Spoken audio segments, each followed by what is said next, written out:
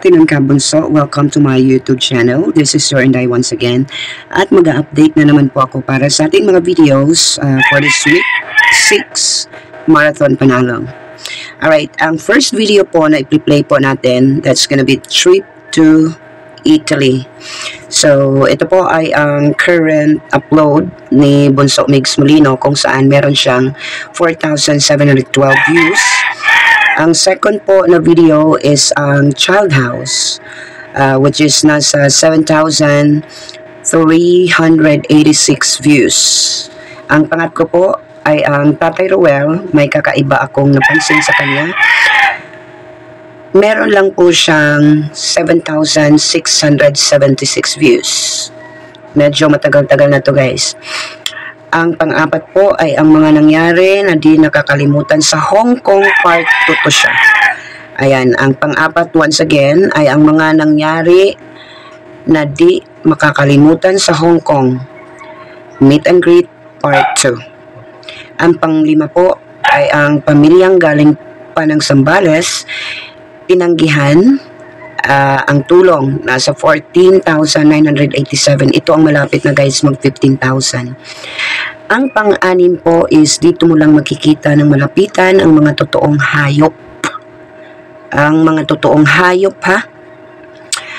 Nasa 15,827 po ito. Ang pang-pito po ay mga bata.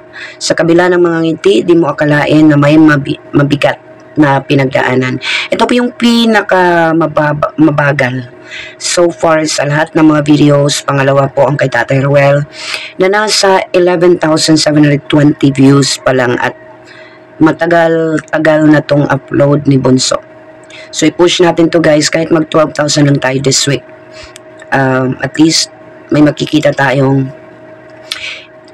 improvement saka sa iyahang views. Ang pangwalo po ay ang grabe ang mga taga Cebu, nasa 17,794. Ang pang-siyam is ang Paris Escapade, 14,449. At ang pang-sampo ay ang tumindig ang balahibo ko sa ginawa ni Tatay Cesar. So, nasa 13,250 views. 10 po ang video nating i-play for this week. So, kailangan po natin ng 6 for this week. But then again, guys, ang ano natin, ang pakonsuelo is babalik po tayo sa tig 50 pesos. It's up to you kung magsasubmit po kayo or hindi. Okay? Basta yan po. Tulungan lang tayo, mga kabunso. Kasi para naman to sa ating idol na si Migs Molino. So, 10 po ang video. Uulitin ko po. First is trip to Italy. Second is Child House. Yung third is Tatay Ruel.